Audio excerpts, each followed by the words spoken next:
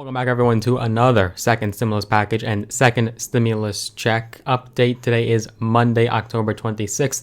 A quick warm welcome to all of our new subscribers that have hopped on here in the last few days. We've gained a little bit of traction over these last few days, and I want to welcome all the fresh faces that are new here. As always, do consider clicking that big red button, the subscribe button. Also, click that notification bell as well. That will just notify you every single time I do make a new video. I post videos now every single solitary day. No exceptions, no excuses. Just go ahead and click that big red button and the notification bell as well. I would greatly appreciate it. So I had to hop on and do a brief update for the beginning of this week, and we are now just 8 days until the presidential election. It's exactly 1 week from tomorrow. The hype is real.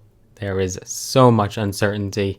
The race is seemingly getting tighter if the polls are accurate, and even if the polls are not accurate, there could be some big surprises on election day, according to analysis. So a quick poll, quick prediction. Tell us down below in the comments, do you think Biden or Trump, Trump or Biden, who is going to win?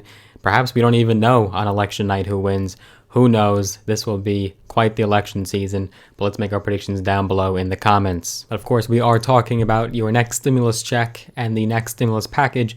So what are the recent developments? Well, not too terribly much going on, but let's just look at what we have as far as today. So even though there are just 8 days to go until election day and everyone is getting in their last minute campaigning, November 3rd is right around the corner. Nancy Pelosi is not giving up. House Speaker Nancy Pelosi is still passionately pushing for another coronavirus relief economic package before November 3rd. To refresh, the issues at hand are going to be a direct $1,200 stimulus check.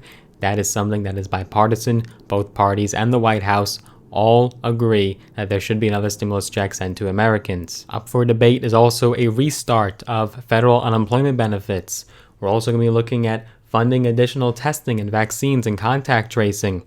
We're also going to be looking at providing additional aid to schools and allocate money to state and local governments, which is especially a Democratic priority. So Nancy Pelosi said that she sent the Trump administration a list of concerns on Friday, and then that she is told that she'll have answers today, Monday.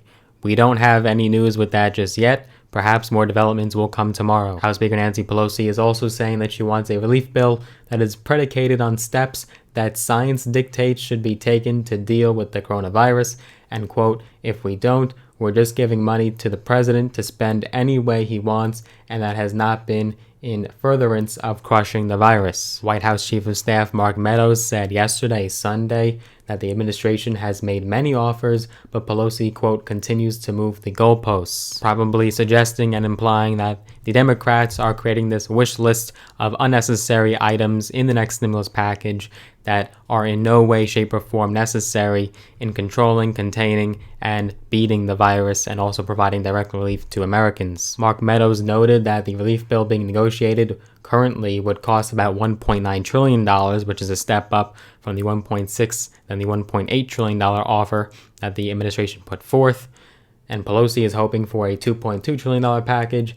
Meadows says that he has a commitment from Senate Majority Leader Mitch McConnell to bring a bill to the floor if negotiations with Pelosi conclude successfully. That's quite a shift in position from Mitch McConnell, because remember, he didn't want to do any bill that Pelosi and the administration are negotiating about. McConnell and Republicans have already rejected many of the proposals that we have seen come out of the White House because the price tag was simply just too high. On Friday, Treasury Secretary Steven Mnuchin, the chief negotiator for the GOP, said that significant differences remain between Republican and Democratic leadership, and noted that Pelosi had, quote, dug in. And remember, in the presidential debate, if you caught it this past Thursday night between Trump and Biden, Trump actually invoked Pelosi's name and blamed her for not completing a deal with himself and the administration. This is because Pelosi doesn't want to hand the Trump administration a victory that could potentially propel him to win re-election. Joe Biden had raised his voice and mentioned the HEROES Act, which was passed in the House months ago back in May.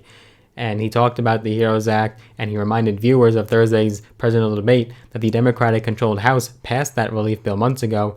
And then he asked Trump why he isn't talking to his quote, Republican friends about a deal. Now, just so you understand, the CARES Act that was passed back in March, that passed virtually unanimously, and today, though, the package is much larger, so it's facing a lot more opposition from Republicans who are fiscally conservative and don't want to spend even more trillions of dollars on top of the debt that we've already racked up thus far. But if we would just take care of this issue and get it out of the way, it would clear the decks for a fresh start for a new congressional agenda next year. Wednesday of last week, Senate Democrats blocked that Senate GOP bill that McConnell brought forth that would fund the PPP and more funding towards the Paycheck Protection Program. That measure did include, though, more than $100 billion for schools, and it also called for $300 per week in federal unemployment benefits. Now, besides the insurance benefits, the crux of the PPP bill was subsidies directly towards businesses who have been hard hit, especially due to pandemic-related downturns and closures. But this bill did not include any mention of stimulus checks, no mention of $1,200 to Americans, even though it's so important to Trump, and he has called several times, many times, to have that out, and he's willing to sign something today. Trump has said that if he wins the re-election, aid will supposedly flow immediately, but if he loses, it's unclear whether his enthusiasm for delivering it will be as strong because he knows he is a lame duck sitting president. According to Republican Senator Roy Blunt from Missouri, he had said, "I'm never very optimistic about the lame duck, and I've never been surprised. You don't get near as much done as you think you're going to get done." Another Republican Senator, Chuck Grassley, he had said, "I think Democrats would want to wait until the new president is sworn in and do it then, and I think Republicans probably would say the economy is taking care of it." It does hold true that if Trump loses re-election, he'll probably not have that aid passed so swiftly and expediently that everyone would like him to, as he'd probably be trying to fight in the courts that he actually in fact won the election or that there was widespread fraud going on. We truly have no idea how insane he can get. Biden would probably have to step up as apparent president-elect to try to call for more stimulus, but it might just not get done, especially if you have some changes in the House and the Senate. And remember, Kamala Harris, who is in fact Joe Biden's running mate, is a current sitting senator, so we'd see how she has a role to play in this position as well. So many variables here with this next stimulus package. Will it be before or after the election day? We could probably say after, but if Pelosi's still pushing and progress is being made, we don't know. We have no idea what's going on behind closed doors. More updates and developments are to come this week. You could find them all right here. This is your one-stop shop for anything regarding business, finance, investing, entrepreneurship, mindset strategy, and tips and tricks from my own experience. I also do the stimulus check and stimulus package updates.